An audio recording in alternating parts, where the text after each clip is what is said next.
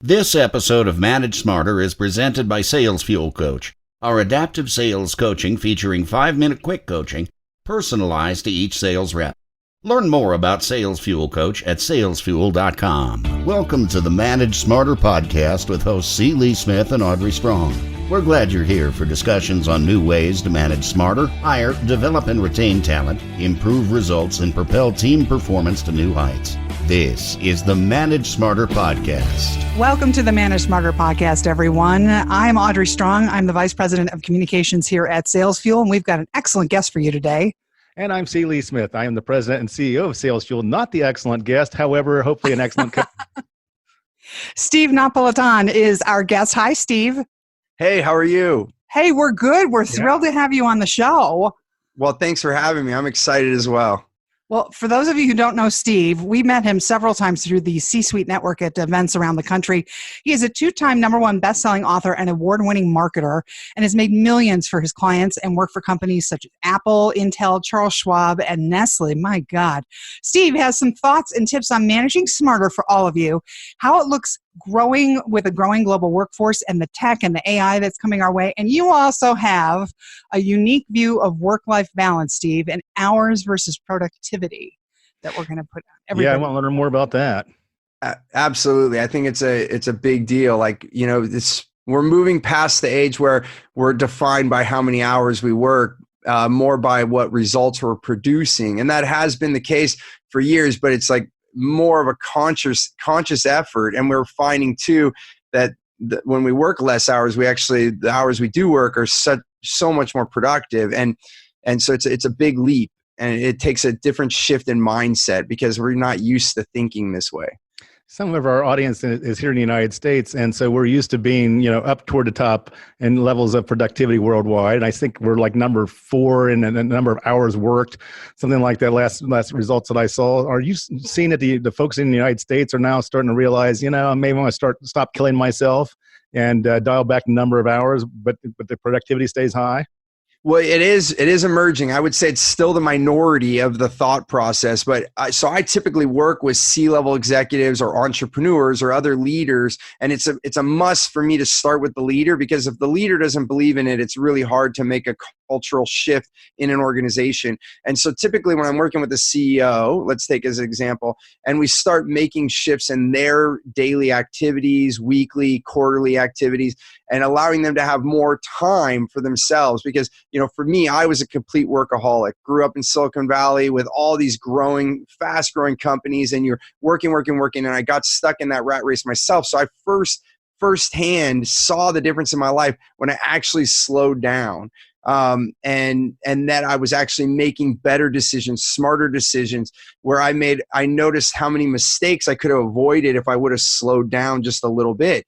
And then when I coming back to the CEOs that I help and consult with, the first thing we do is shift that, and then they're starting to make more powerful. And basically, I just asked them, I'm like, hey, so how did it go? Oh my gosh, I feel so much better. My decisions are better. I'm making, all these things are improving.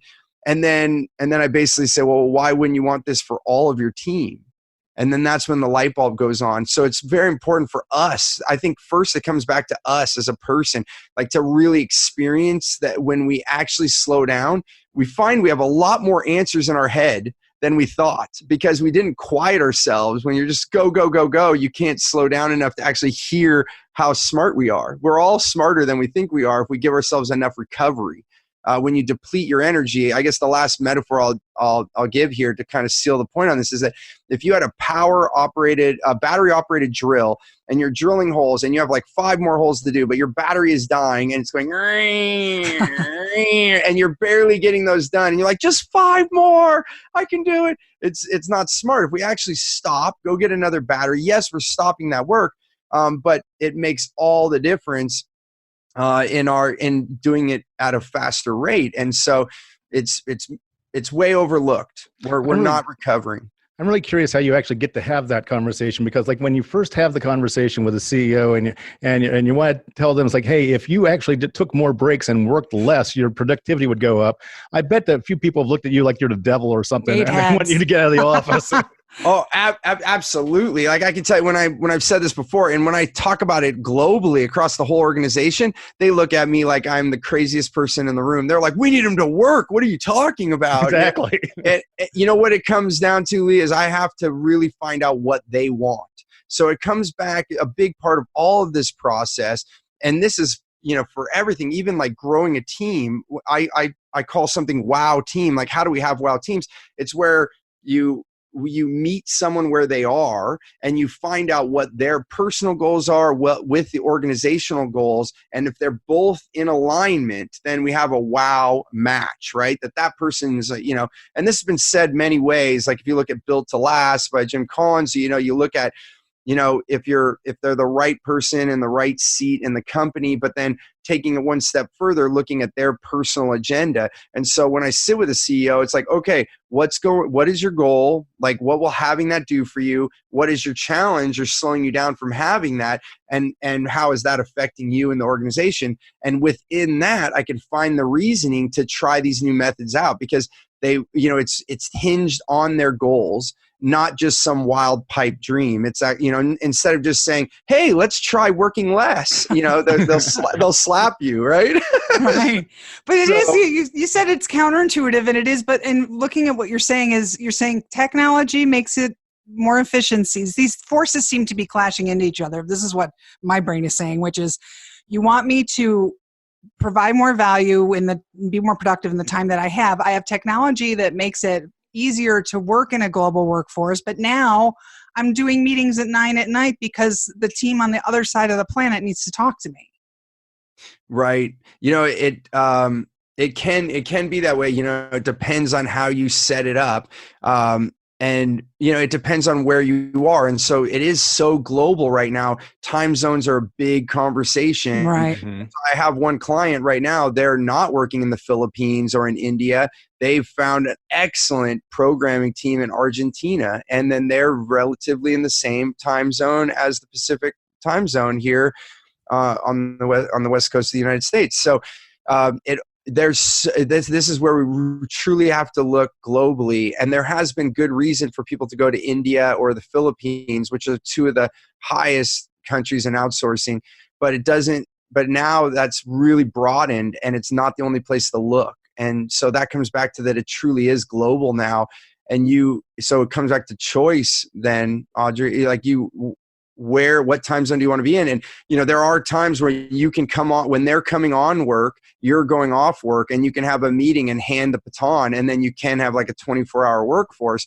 So there's good reason to have those different time zones. So when you get in the morning, like a whole bunch of stuff got done, or vice versa. If you want everyone to be on the same time zone, just look in those areas, like what countries could support that. And also looking within the United States, outsourcing doesn't necessarily mean it has to be international. I mean, if you're on either the East Coast or the West Coast, it's going to be like the highest wage earners typically in the United States. There's a couple cities in the middle of the United States that also have high living costs, and it costs more. But there are states that you can do. We've had team members in Iowa, and they're getting paid really well for their area, but then it's still significantly cheaper than San Francisco. What was that moment of pain or inspiration that led you to discover this? I mean, you don't just wake up in the morning and think, oh, I think I can be more productive by working less, and have the wife believe you. Yeah, what happened, Steve? What actually happened here? You guys, you're getting really personal now. So, some business is personal, but it is. Like people always ask me, "Are you a life coach or a business coach?" And I say, "Well, when do you die? When you go to work?" So this is all the same. So it came to me, like I grew up, like I told you, in Silicon Valley, and my dad worked for a big tech company. And I just remember growing up, and I went to bed at night and my dad was still at work. And when I woke up in the morning, he was off to the next day. And I am deeply grateful for everything he provided for our family. But in the end, I was that little boy wanting to be with my dad. So when I went to work, because my dad worked for a big company, for me, that was the part that was evil to me at that time, because it's like, oh, they worked him. Obviously it was his choices, but I chose to be an entrepreneur because I was like, oh, I'll just have my own company. I'll be able to make my own hours. And then guess what I did? The cat's in the cradle. I worked harder than my dad. I worked so hard. I was working so hard to not be my dad. It was like I was working to not work, and that doesn't work. It's like digging in a hole to get out of the hole, but the first rule of that is to drop the shovel and climb. You don't dig yourself out of a hole, you climb out of a hole. And I didn't get that. And so for 12 years, from 19 to 31, I became a raging workaholic, to the point of not just endangering my relationship with my wife. And now by the end of that time, we had my son, was a newborn, and I'm just freaking out. I'm like, I'm a dad now, and I'm worse than my dad. And I had health issues. I had gained over 60 pounds. I was overweight. I was having heart palpitations. I thought I was having a heart attack one time when I was 31. I came home and I told my wife to call an ambulance or take me to the hospital, and she was able to calm me down. I was having an anxiety attack. So I was growing my business, and then I also failed my business in all of this because I invested more and more. I kept hiring more people, and we grew the business. So I did have success in my strategy for growth, but then my net income to me was going down. So then I was having personal stresses, and so that's when everything hit, and I was so close to losing it all. And I got dragged to a workshop and met my mentor. I didn't even ask to go to a workshop, but that was the turning point. I met someone else that was doing it differently. And then I said, oh my gosh, I just, in that moment, I was so stressed and so sick that I said, if I don't get help, then I might as well quit. It basically created my own jail, is what it felt like. And meeting my first mentor was basically like getting bail and getting out of jail. So who was your first mentor? That was Jeffrey Slater, who is not a big name in the world, but he was speaking for over a decade all around the world. And he's basically retired now. Like he's he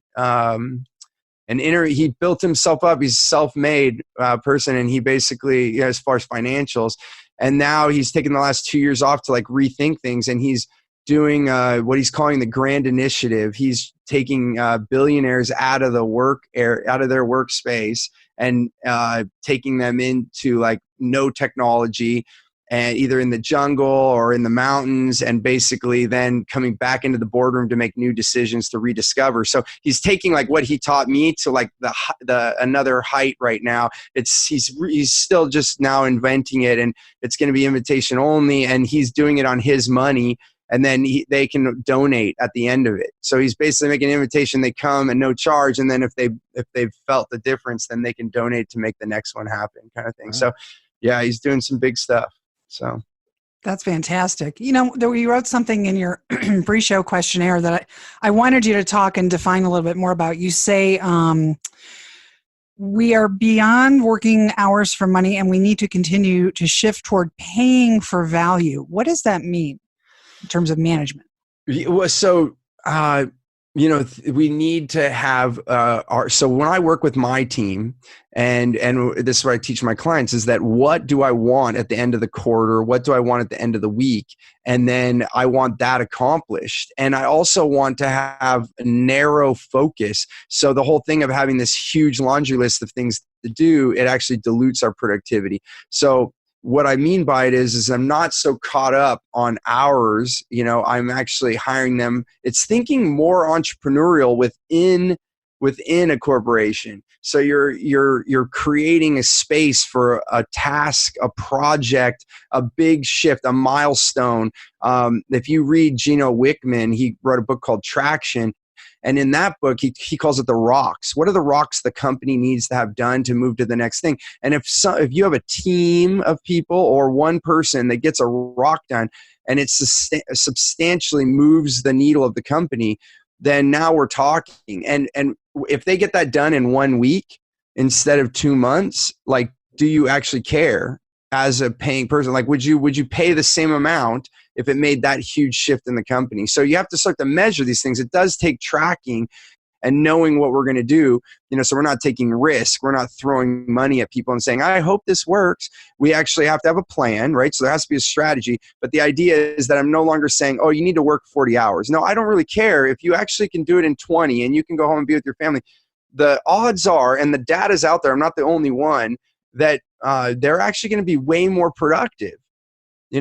Germany is one of the most successful countries. They are the leader in Europe as far as on the business side, and they take an average of 10 weeks off more than Americans. 10 weeks. It's wild. It's like unbelievable. Like you say that to an American, they're like, what? What do you mean 10 weeks in 1 year? Like, what are you talking about? Yeah. Mm-hmm. And they look at us and they're like, how do you raise a family without having any time for your kids? Well, yeah, that's what's happening. And our kids are growing up on their own or with their school teachers only.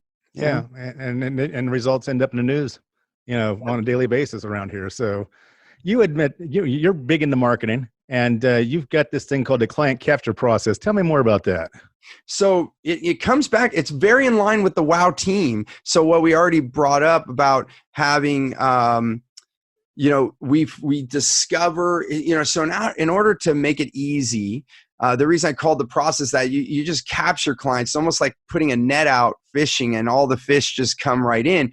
If we actually say the right words. So one big thing, when I went to film school, so I came from the art side and got into ads, and I'll tell you, I made my first ads and they flopped. And I'm like, what was going on? I made this epic commercial. And the reality was I didn't say the right words. And so my big thing to keep it really simple right now is to meet people where they are, which I already said for team. And the same goes, because remember, recruiting is marketing and sales. It's the same thing. We're getting the right people. So when we're managing sales or we're managing people, we need to meet them where they are. So I always say, find your wow client, the one that you really, the whole company lights up. It serves everyone, everyone, it's win-win. And then we find out what they want. And I call it like surveying to success, which is really tricky because people are sick and tired of surveys. So we have to ask in just the right way and find out the exact words that our wow client are saying. And then I put that right in the ads. Like very, very deliberately, like almost word for word. And it takes all the creativity out of the way. And when people say, how have you won so many awards and been so successful in marketing?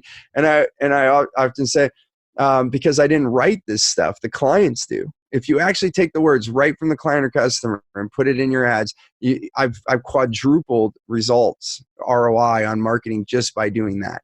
And that's the basis of this process that you're asking about, is like creating that so it's so much easier. So clients just come right to you. And the same, if you're recruiting right now, your team just comes right to you because you're using the right language. That makes sense. We got a few minutes left. It's stevenapolitan.com is the website, and same thing on Twitter. So what's your bandwidth for this year? Send you some referrals. Hopefully maybe some of our listeners will want to engage with you. What have you got going on, and how would you like to be contacted? Well, through social media is a great way. Our website, stevenapolitan.com, as you said, is a perfect way to pick your social media of choice and reach out. We have workshops. I'm doing 4 more workshops this year where people fly into California. That keeps me here so I can be with my kids. And then I give travel vouchers. So I actually discount by $1,500 our workshops so that you can pay for your airfare and travel to come here. And then we also have online programs. So if you go on social media, you'll be able to get involved. I do webinars. There's lots of ways to connect. How long are the workshops in person there with you? So I do 2 different ones. I do More Business, More Life, which is a 3-day workshop on how to exactly do what it says, build more business while you have more life without sacrificing. And then the second one is Win-Win Weekend. It's how to sell without selling. It goes more on this marketing and sales, like how do we authentically sell without being cheesy and get past all these old techniques and actually close more deals. Old techniques makes me think, but wait, there's more. Yeah, and there is, yeah. And that's a 4-day workshop. That's a 4-day workshop. Oh, wow. I tried to do it in 3, and it was so close to getting people prepared. But with 4 days, people leave. If they've never done sales, they're able to make sales. And if they are a salesperson, we've doubled income. I've had some salespeople get up to $500,000 income by using these techniques. Yeah, so. Stop selling. If you want to sell more, just stop selling. It really is true. Steve, I encourage everybody to engage with you because when we have met in person, you're a delight. And I'm so glad you came on the show today. It's my pleasure. And if you want to put a link with your podcast, Survey to Success, I'll give that away, that process of how to find the right words. And they can actually text message in. If you're in the United States, survey to 72,000, 72000.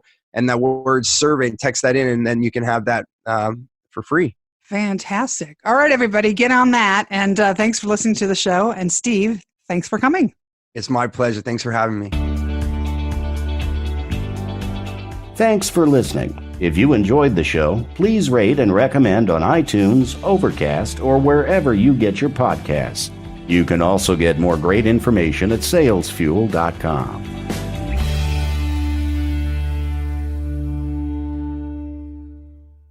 This podcast is a part of the C-Suite Radio Network. For more top business podcasts, visit c-suiteradio.com.